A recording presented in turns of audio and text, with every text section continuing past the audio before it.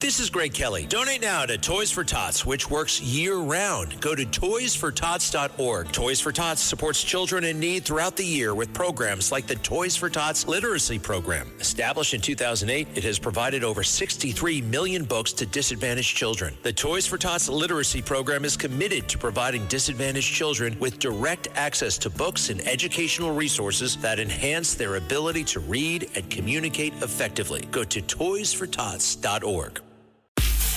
Now, it's Everything is Golden on the Red Apple Podcast Network. Here is your host, James Golden, a.k.a. Bo Snerdley. Hey, this is James Golden, Bo Snerdley. Welcome, ladies and gentlemen. Let's cover a few things on this morning's episode, starting with Hollywood and America. Hollywood.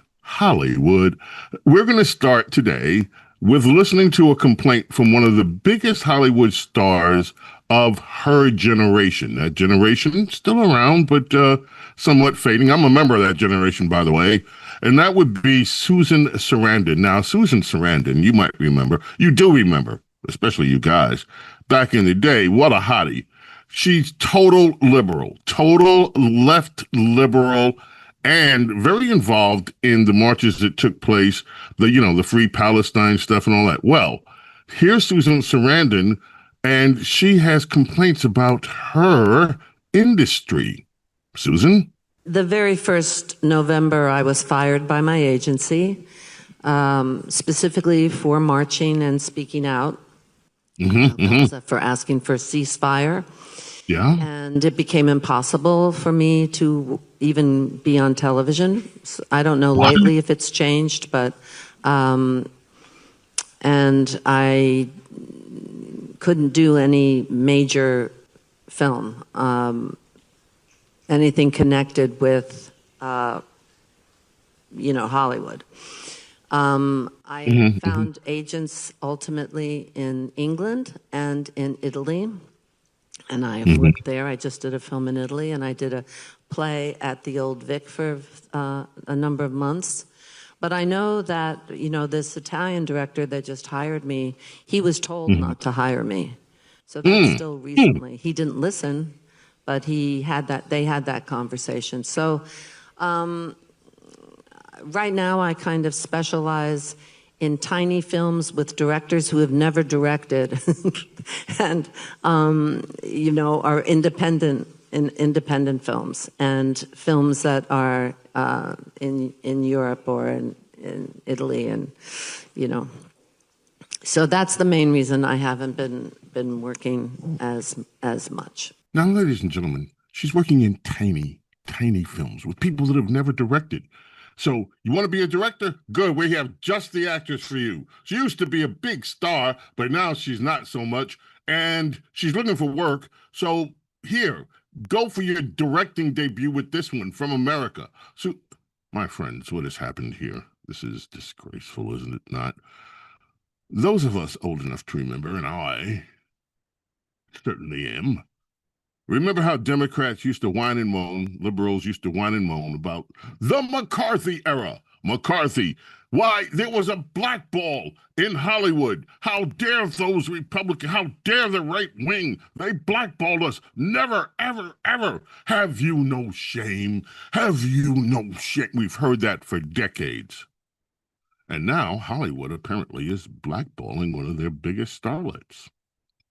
Speaking of starlets, let's turn the page, my friends, and check in with, now I have to be honest, full disclosure here, wasn't a big fan of Twilight, saw maybe 2, 3, 4, 5 episodes of it way years back. Got kind of crazy when they started doing all the, anyway, it was not my cup of tea. But apparently the star, one of the big stars of Twilight is this woman, Kristen Stewart. Kristen Stewart was a question about the future of immigration in Los Angeles.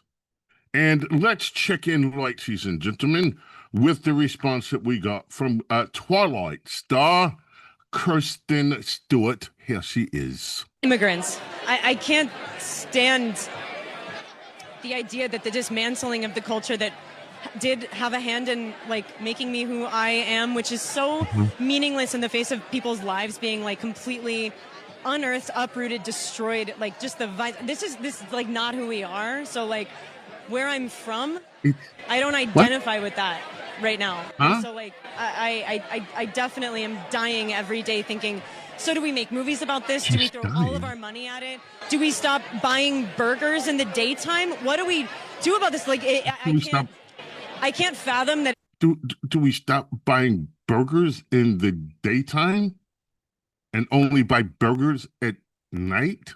Is that what we're hearing here? This poor girl.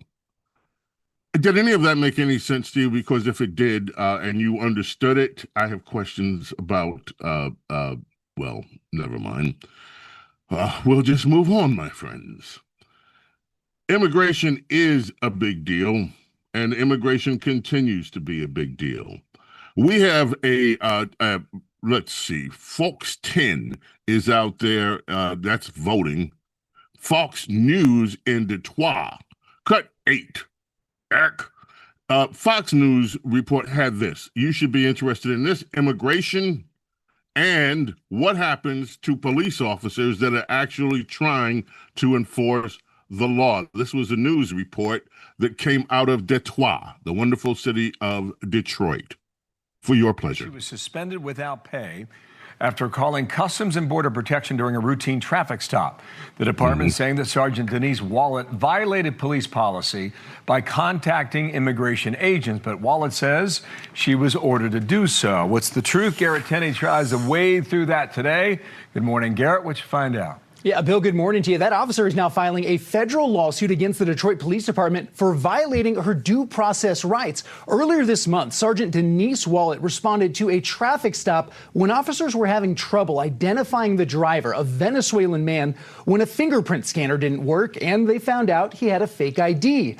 DPD claims Wallet then violated department policy by calling Border Patrol to help figure out who the guy was, which led to him being taken into federal custody. But this new body camera video supports her claims that her lieutenant instructed her to call Border Patrol. Listen to this. Border Patrol's coming. That's the one people we can call. One people we can call. I talked to Lieutenant Henry. Oh, that's even better source right there. I talked to him and he told me to call them, yeah.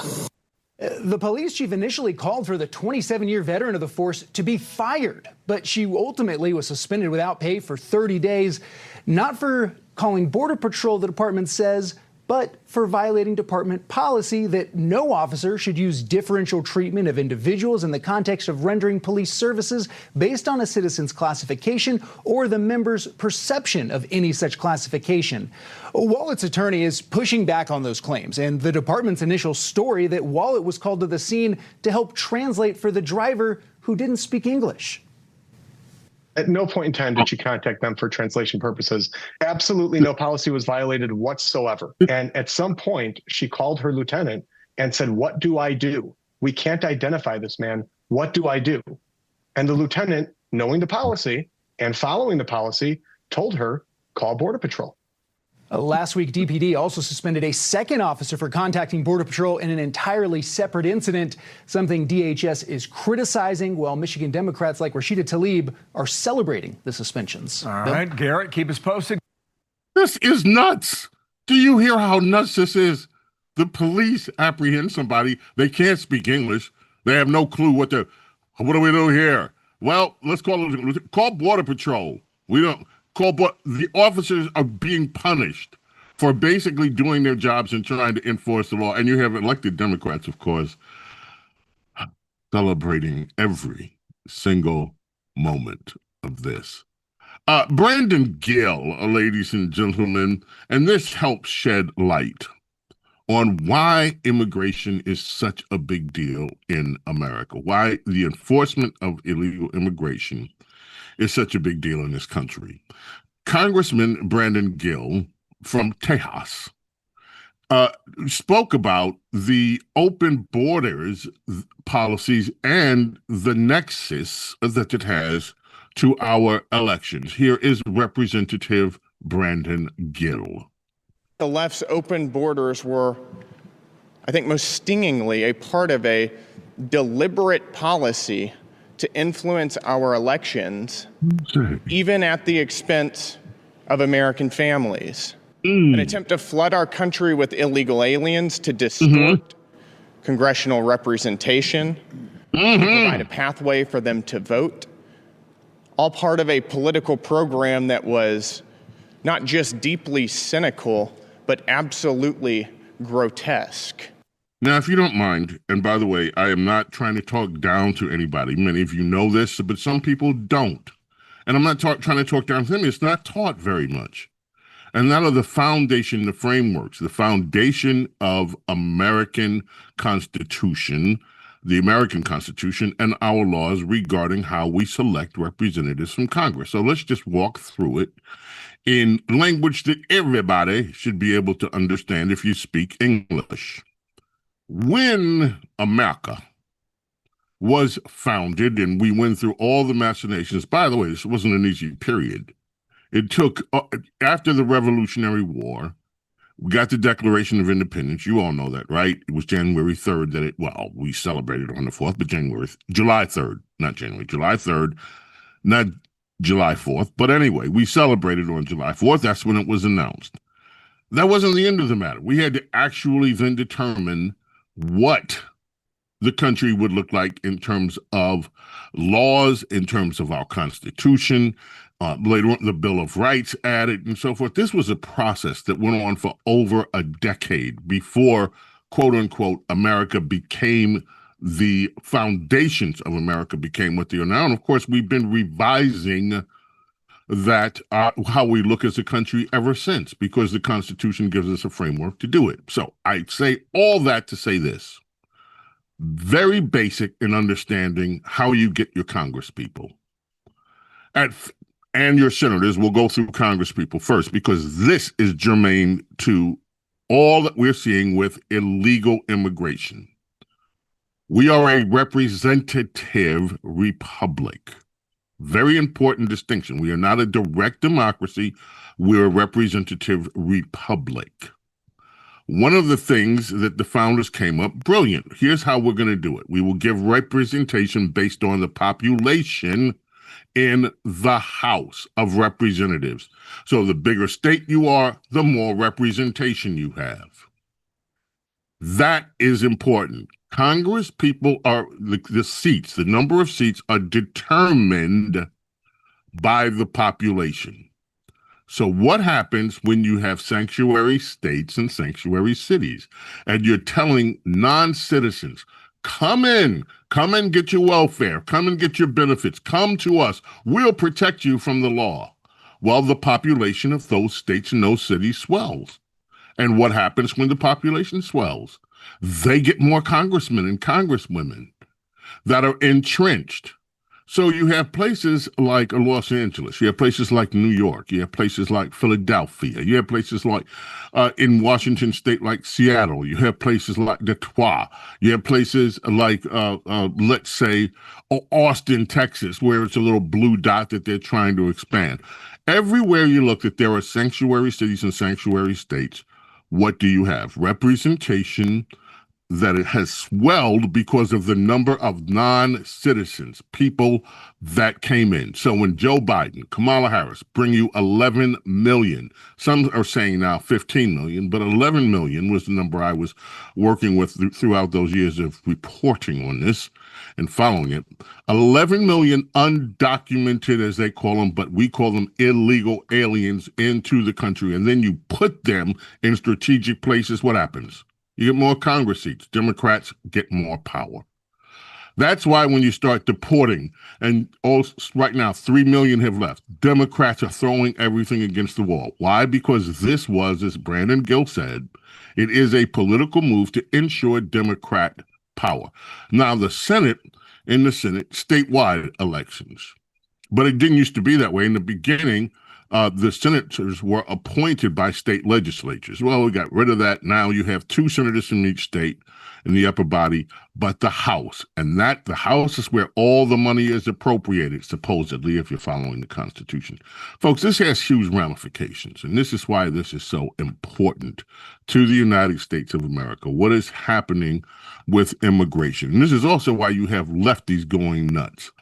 If you're looking to create, grow, and sustain your wealth, download and subscribe to the Pain Points of Wealth podcast at BeBullish.com with Bob, Ryan, and Chris Payne. It's your podcast for market insights, money tips, and real talk on the economy. Download and subscribe at BeBullish.com. Ladies and gentlemen, today we're going to leave. This is such an important matter, the immigration. We're going to leave with a woman on social media commenting on the awful, commenting on things that she's seen, and I've seen them too, of women on social media that are saying they would rather stand with the cartels than stand with American ICE agents.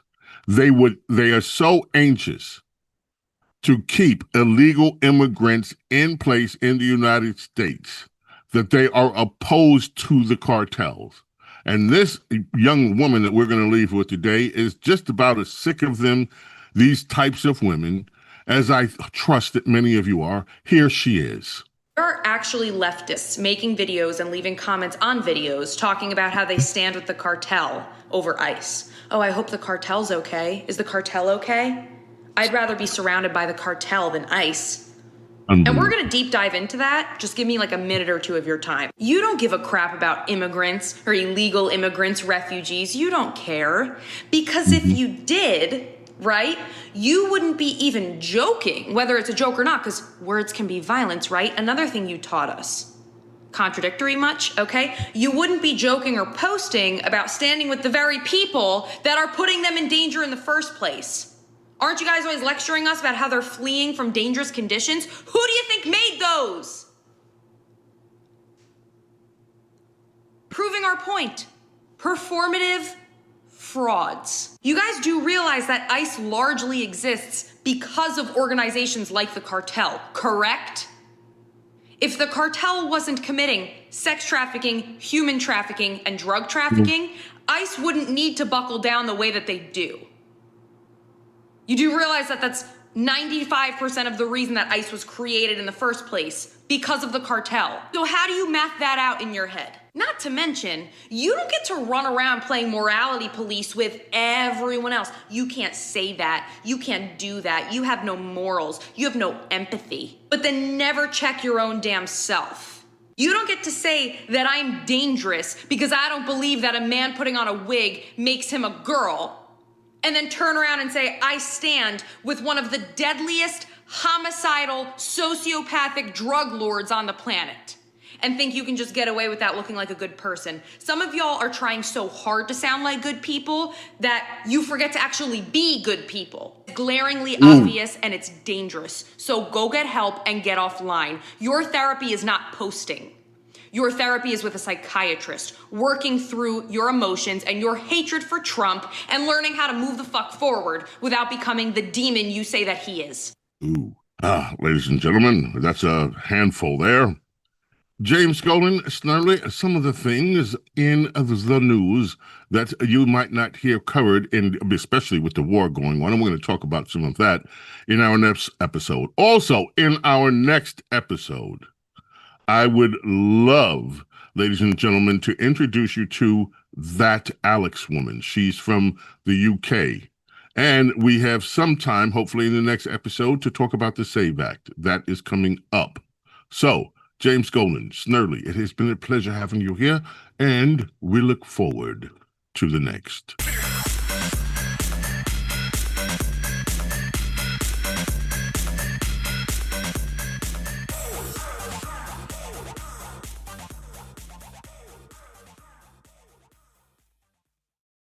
If you're looking to create, grow, and sustain your wealth, download and subscribe to the Pain Points of Wealth podcast at BeBullish.com with Bob, Ryan, and Chris Payne. It's your podcast for market insights, money tips, and real talk on the economy. Download and subscribe at BeBullish.com.